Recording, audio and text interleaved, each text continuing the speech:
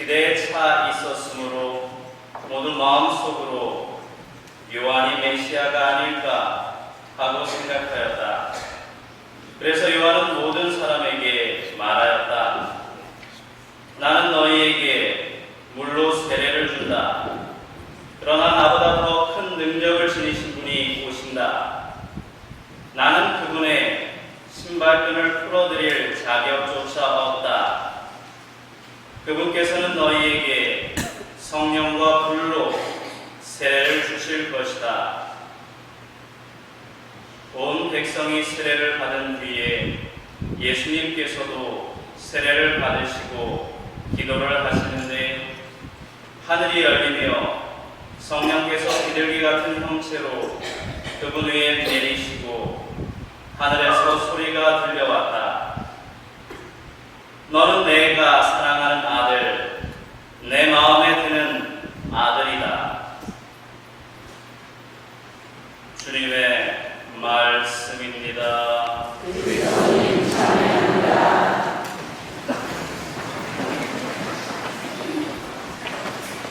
삼위 예수님, 예수님, 오소서 성령님, 하소서. 감사합니다. 사랑합니다. 사랑합니다. 감사합니다. 네, 감사합니다. 오늘은 예수님이 세례를 받은 것을 기념하는 휴일입니다. 세례자 요한한테 받으셨는데 그 세례라는 것은 요한이라는 사람의 독특한 그 가르침, 발명품이라고 할 수 있죠. 그래서 신제품입니다. 요즘으로 하면 컴퓨터라든지 아이패드, 아이폰 같은 새로운 그분들에게는 신선한 당시에는 용어였습니다. 즉 세례라는 것은 물로 씻김을 받으면 우리 모든 죄를 용서받고 새로운 사람으로 태어날 수 있다는, 하느님께 구원받을 수 있다는 것이 세례라는 의미이죠. 근데 그 전에는 구원받을 사람은 딱 정해져 있다는 것이 당시의 가르침이었습니다. 외국 사람은 안 되고 오직 이스라엘 사람만 하느님이 구원하실 것이고, 그 중에서도 여자는 되겠습니까? 안 되겠습니까? 당연히 안 되죠. 남이 여자가 어디서 하느님이 구원을 받을 생각을 다 하니까. 그리고 이스라엘 남자 중에서도 배울 수 있는 사람들, 특별한 글을 볼 수 있는 위치에 있는 사람들, 그래서 바리사이나 율법학자 정도 되는 레벨에 있는 사람들만 하나님께서 구원해 주신다는 것이 당시의 구원관이었는데, 특정한 사람만, 선택된 사람만 구원하는 것이 아니라 누구라도, 어떤 사람이라도 회개하고 세례를 받으면 구원을 받을 수 있다는 것이 당시 아주 파격적인, 혁명적인 요한의 가르침이었습니다. 그래서 요한 앞에는 늘 세례자라는 타이틀이 붙게 되지요. 또 그것이 맞다고 증명해 주신 분이 예수님이십니다. 그래서 줄을 서서 세례를 받는 것이 오늘 복음이었습니다. 또 요한은 그렇기 때문에 당시의 기득권 층으로부터 자유로울 수가 없었습니다. 그래서 결국 목이 잘라져 나가서 비참한 죽음을 맞게 되죠. 오늘 예수님이 세례를 받으시는데 하늘이 열리고 성령께서 비둘기 모양으로 내리고 하늘에서 소리가 들려옵니다. 너는 내가 사랑하는 아들, 내 마음에 드는 아들이다 라는 음성입니다. 참 예수님은 좋겠다, 이렇게 늘 성령의 보호를 받으니까 라는 생각이 들면서도 한편으로는 뭔가 꿈틀대는 의문이 일어납니다. 오늘 복음을 보면서 두 가지가 의문이 생깁니다. 첫째는 하느님을 아버지라고 부르고 주님의 기도에 바치듯이 하느님 아버지 이렇게 부르시오. 아빠, 아버지. 예수님을 아들이라고 부르면 하느님은 다 남자들이 해먹는 건가? 요즘 시대가 어떤 시대인데 한국에는 새 대통령도 여자인데 이거 너무하는 거 아닌가?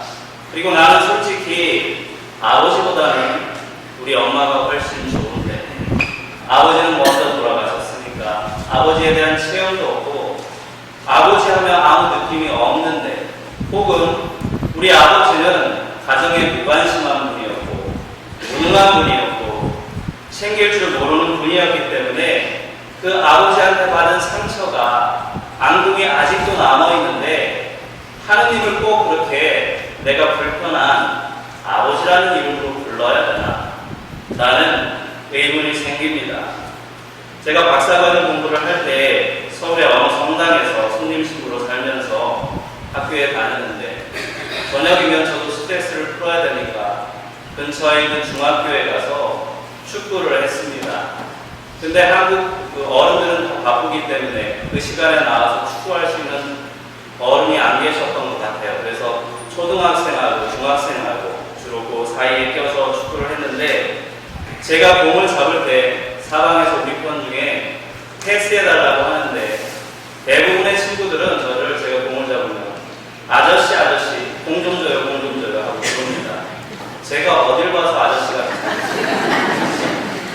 그래서 기분이 별로 안 좋았는데, 그 중에서 제일 어린 꼬마가 있었습니다. 8살 정도 되는 초등학생이었는데, 이 친구만 제가 공을 잡으면 다른 친구들은 다 아저씨 하고 부르는데 엉아 그래서 축구가 끝나면 축구한 친구들 다 모아서 제가 아이스크림 사주고 성당에 놀러와라 이렇게 하고 꼬시면서, 그래야 또 다음에 저 또 깨워주죠. 그래서 아이스크림 사주고, 그 엉아하는 꼬마는 성당 뒤쪽에 살기 때문에 그 친구와 이렇게 같이 오면서 그 친구는 몰래 다른 친구들 모르게 맛있는 과자를 늘 제가 더 사줬습니다. 왜 그랬을까요? 제가 제일 좋아하는 말이, 저를 움직이는 호칭이 2개가 있는데 하나는 도련님이라는 말입니다. 우리 형수님들이 저를 도련님 하고 부르면서 뭘 부탁하면 제가 뭔가 다 해주고 싶은 마음이 들어요. 그래서 도련님이라고만 불러주시면 제가 뭐든지 하려고 하고 기뻐합니다. 2번째가 제가 막내이기 때문에 듣지 못했던 형이라는 말이고, 그거에 더 부드러운 엉아라는 말을 아주 좋아합니다. 그래서 저는 제일 편안한 마음으로 기도할 때, 혹은 제일 진지한 기도를 할 때 저도 모르게 하느님을 엉아라고 부릅니다. 왜냐하면 이 단어가 제가 알고 있는 가장 친근한 단어이기 때문입니다. 예수님의 하느님을 아버지라고 부른 것은 하느님이 남자라는 뜻이 아닙니다. 예수님께 아버지라는 말은 제일 친근한 말이었기 때문에 그렇게 하느님을 친근하게 부르신 호칭입니다. 그래서 요즘에 좀 진보적인 신학자들은 하느님을 엄마라고 불러야 된다고 주장합니다. 왜냐하면 한국 사람 대부분이 그렇듯이 아빠보다는 엄마라는 말을 더 좋아하고 친근해하기 때문이지요. 물론 분명히 공식적으로는 우리가 예수님의 제자들이기 때문에 예수님처럼 하느님을 아버지라고 공식적으로는 당연히 불러야 합니다. 그렇지만 개인 기도할 때 또 하느님을 인격적으로 내가 만나고 대화하고 할 때는 내가 하느님을 부를 수 있는 가장 친근한 호칭을 사용하시면 훨씬 더 하느님께 가까운 마음으로 기도할 수 있습니다. 내가 가장 좋아하는 그 호칭보다 더 친근한 분이 하느님이기 때문에 그 호칭을 통해서 하느님께 가까이 갈 수 있는 길이 열립니다. 그건 모두 다 경험적으로, 체험적으로 다를 수 있기 때문에 나에게 맞는 것을 여러분도 찾아보시기 바랍니다. 그래서 하느님이 남자다 하는 오해에 대해서, 의문에 대해서 1번째로 말씀을 드렸고, 2번째, 예수님이 세례를 받으실 때 하늘에서 내가 사랑하는 아들, 내 마음에 드는 아들이다 라는 말이 들려왔는데, 예수님은 이렇게 배경음악도 깔아주시고 안개도 쏴주시고 멋진 조명도 비둘기도 이렇게 준비를 해주셔서 멋지게 세례를 받게 하면서 왜 나받을 때는 아무것도 없었나? 여러분 세례 받으실 때 하늘에서 비둘기 모양의 성령이 내려왔습니까? 왔었어요? 왔었겠죠. 네. 나는 왜 이렇게 맹맹하고 아무 느낌이 없었는가 하는 분도 많으실 겁니다. 오히려 내가 세례를 받으면 좋은 일이 많이 생길 줄 알았는데 좋은 일은커녕 여전히 힘들고 지금 나아진 게 뭐가 있나?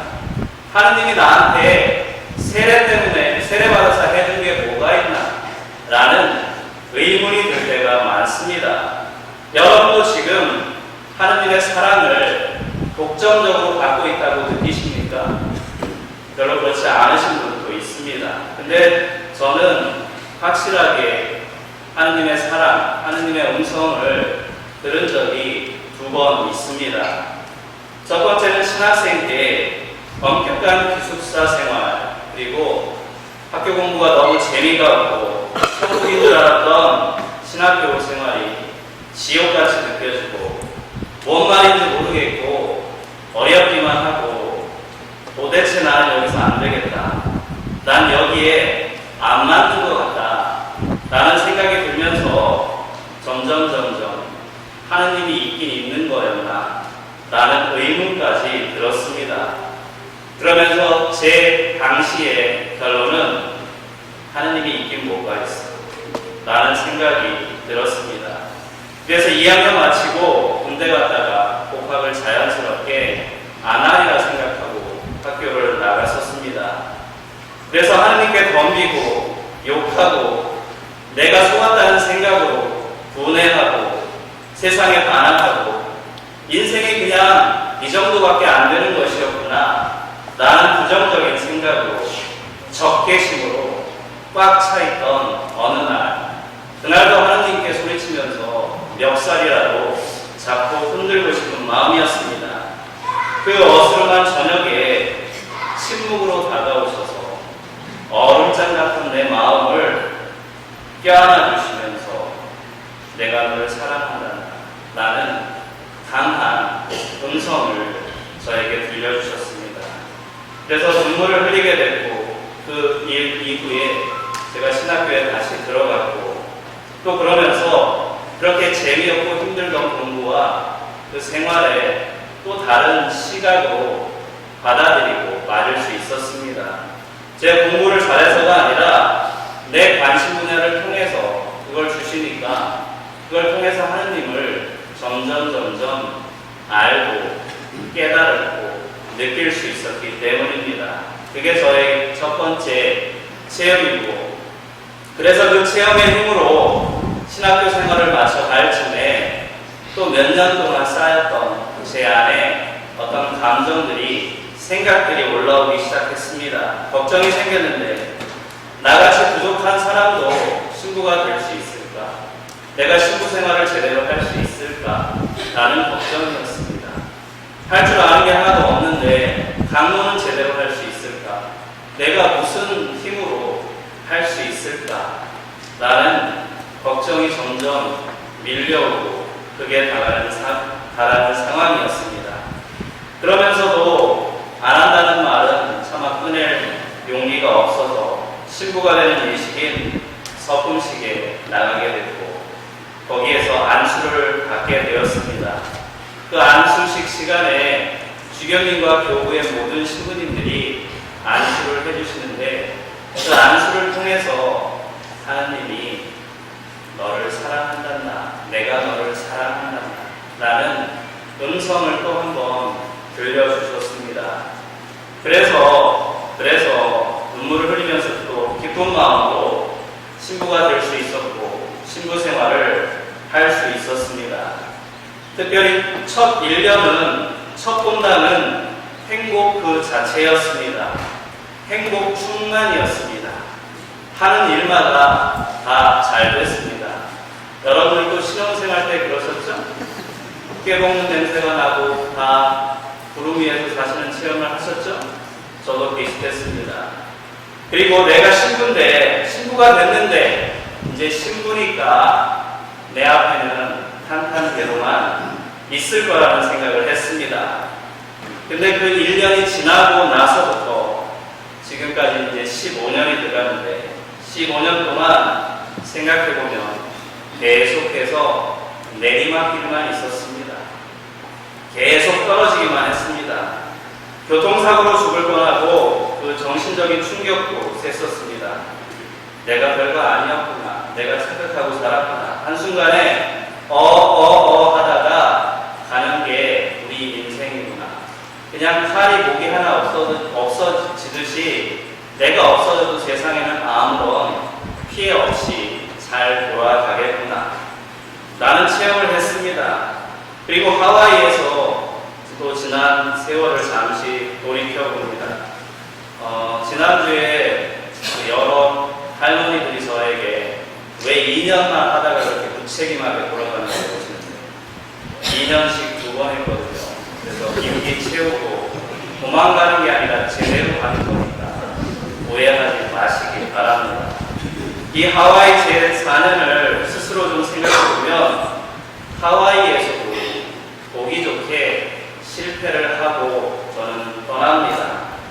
제가 열심히 살지 못했고 친구 생활 중에 제일 게으르고 무기력했던 기간이 바로 여기에 기간입니다. 본당의 수건 사업도 이루지 못했습니다. 자체 공간을 갖는 일에 대해서 여러 군데 추천은 다녔지만 결국 건질만한 것은 하나도 이루지 못했습니다. 몸과 마음도 많이 아팠고 좋은 일보다는 힘들고 어려운 일이 훨씬 더 많았던 것 같습니다. 그래서 실패의 연속인데 그 실패를 했기 때문에 제가 성공을 했다고 생각을 합니다. 왜냐하면 그 반복되는 실패들을 통해서 제가 지금은 요 한 뼘 정도 성장을 했기 때문입니다. 하느님의 기준은 네가 잘했느냐, 좋은 결과를 얻었느냐, 못 얻었느냐 라는 것이 아니라 하느님 안에 머물러 있으려고 노력했느냐, 아니냐 라는 기준으로 저를 판단하실 텐데 저는 그거에는 그렇게 소홀하지 않았다고 생각하기 때문입니다. 그리고 제가 아픈 것을 통해서 아픈 사람들을 다시 한번 더 많이 생각하고 이해할 수 있는 기회도 됐습니다. 그래서 저는 앞으로 신부 생활할 때 내가 목표하고 좋은 것만 쫓아가려고 하는 경향이 나도 모르게 있었는데 내 아픔을 통해서 나를 장애인 사목으로 부르실 수도 있고 더 어려운, 더 바닥으로 나를 이기실 수도 있기 때문에 내가 더 훨씬 넓었구나, 나를 쓰시기 좋게 만들어 놓으셨구나 하는 생각도 합니다. 그리고 눈에 보이는 성전은 공간은 마련하지 못했지만 눈에 보이지 않는 아름다운 성전은 여러분과 함께 어느 정도 시작했다고 생각합니다.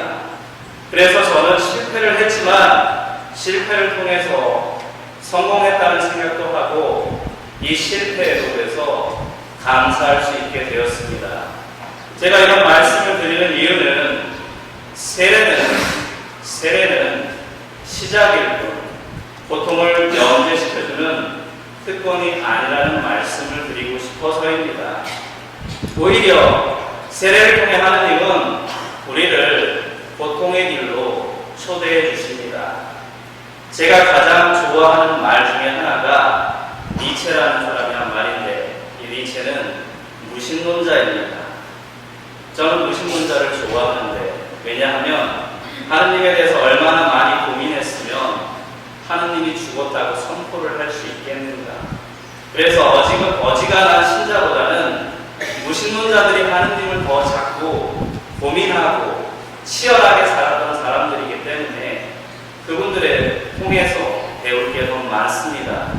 그래서 니체라는 분을 좋아하는데 이분이 한 말씀 중에 나를 죽이지 않는 한 모든 고통은 뿐이다 라는 말을 아주 좋아합니다.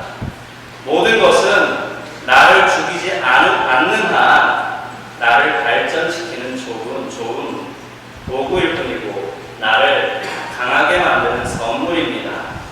여러분이 지금 삼성의 회장이라면, 여러분이 이건희 씨라면 삼성의 후계자가 될 여러분의 자녀를 어떻게 키워가시겠습니까? 온실에서 보호만 해주고 따뜻하게 편안하게 여러분들 자녀를 후계 수업 시키시겠습니까? 아니면 밑에서부터 일부러라도 다 겪게 하고 죽어라고 고생을 시키면서 후계 수업을 시키시겠습니까? 하느님은 삼성 이 재벌 그룹보다 우리에게 더 큰 것을 물려주실 분인데 그 후계 수업을 위해서 두 번째 방법을 선택하신 분입니다. 그러므로 고생만 내가 죽어라고 하는 것 같고 되는 게 하나도 없는 것 같고 세례를 받았어도 나아진 게 하나도 없다고 생각이 들고 때로는 어려운 무거운 짐을 지고 사는 사람이라는 생각이 들수록 지금 하느님의 관심과 사랑을 많이 받고 있다는 사실을 결코 잊지 마시기 바랍니다. 왜냐하면 우리 모두는 하느님의 사랑하는 아들이고 딸이고 하느님 마음에 드는 딸이고 아들이기 때문입니다. 모두 일어서셔서 한 분이신 하느님을 전해드립나이다.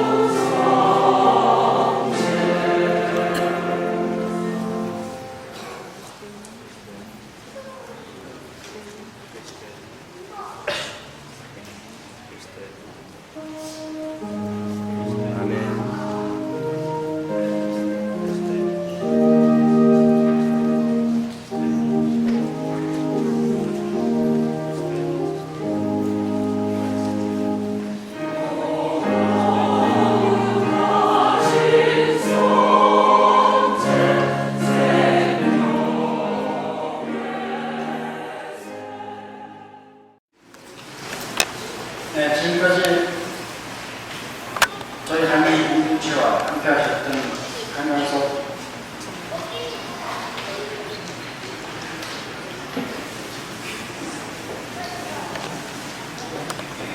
마지막 신부님의 헌금주를 시작하겠습니다. 먼저 신부님께 정성스럽게 마련한 예의를 걸어드리도록 하겠습니다. 개인적으로 준비하신 분들은 나중에 이사 끝나고 따로 걸어주시기 바라고요. 내일 준비하신 분들은 따라오시고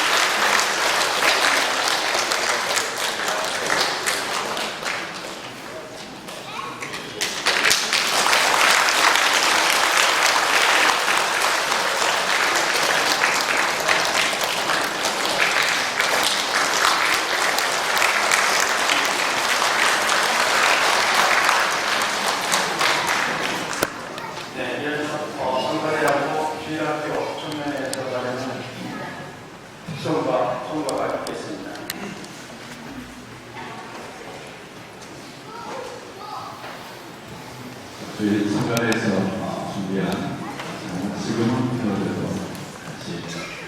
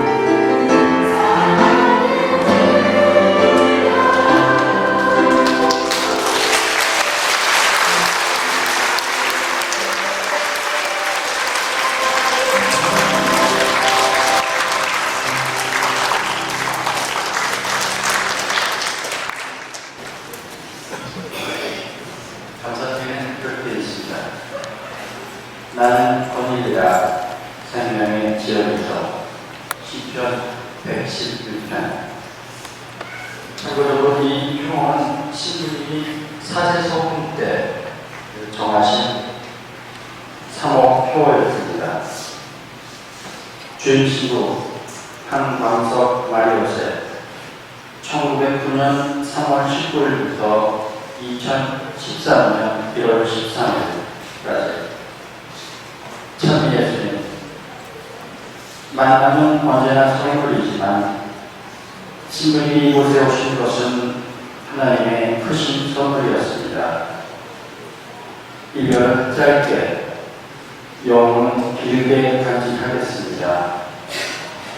저희를 항상 사랑으로 보듬어 주신 우리 신부님 감사합니다.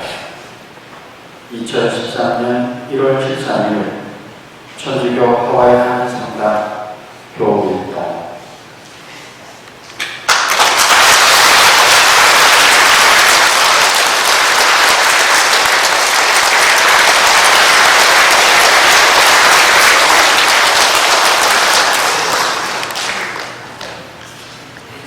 네, 신부님 이임의 말씀이 있으시겠습니다.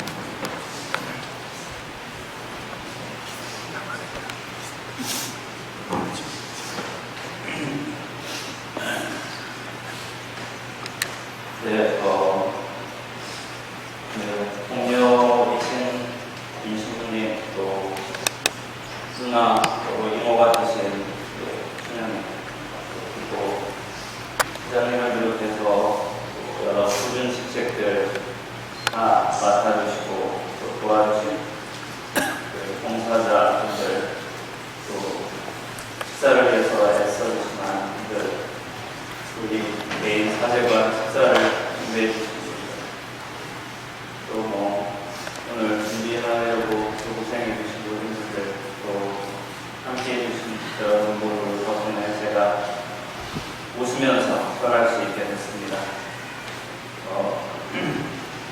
혹시 제가 부족한 게 너무 많아서 그 상처를 드리고 가는 부분도 있을 거라는 생각이 드는데, 저도 용서를 청합니다.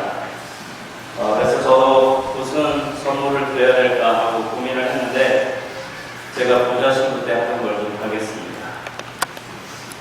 이거 보이시죠? 그냥 아무것도 없는 스몰이에요. 선물을 때게 여러분 코끼름하고 제 코끼름은 달라요. 없어요, 아무것도. 제가 여러분들 한 분씩 꽃을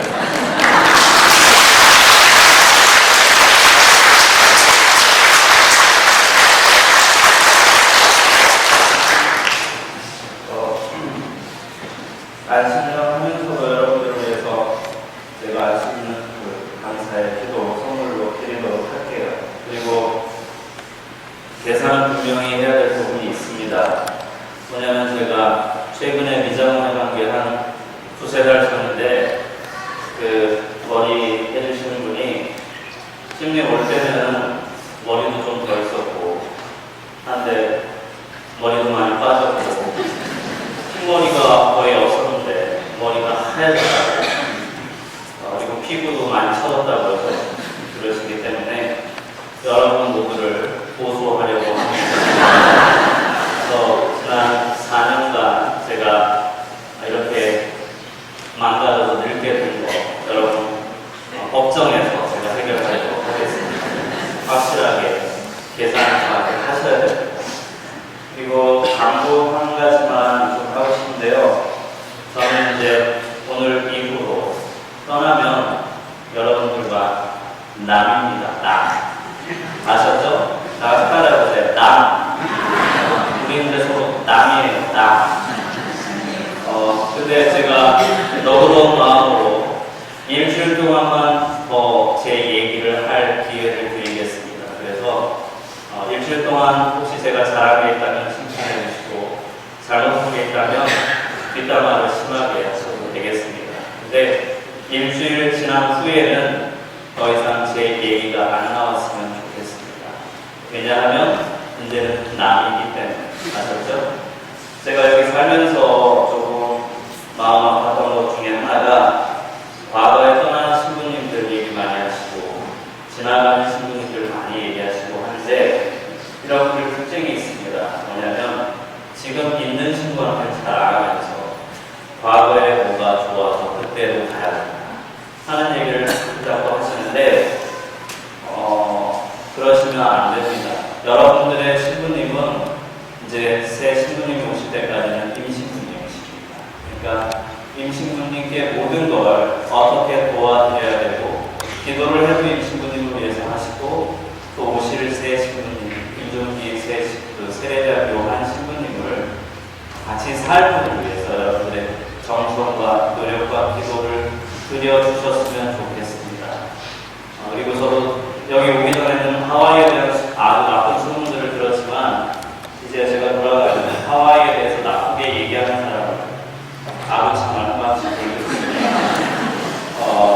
제가 한국에서도 하와이 공동체가 아주 아름답고 좋은 분들이라는 소식을 계속 들을 수 있도록 제가 부러워할 수 있도록 나 빼놓고 자기들만 농사는 잘 먹고 잘 산다는 얘기를 들을 수 있도록 아름다운 공동체를 신부님과 함께 계속 만들어가 주시기를 다시 한번 부탁드리고 감사하고 사랑합니다.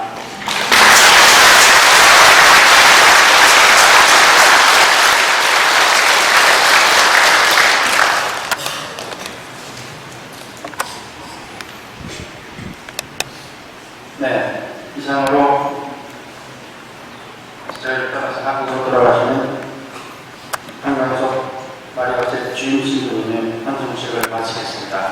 마지막으로 한국으로 가시는 신부님을 위해서 큰 박수로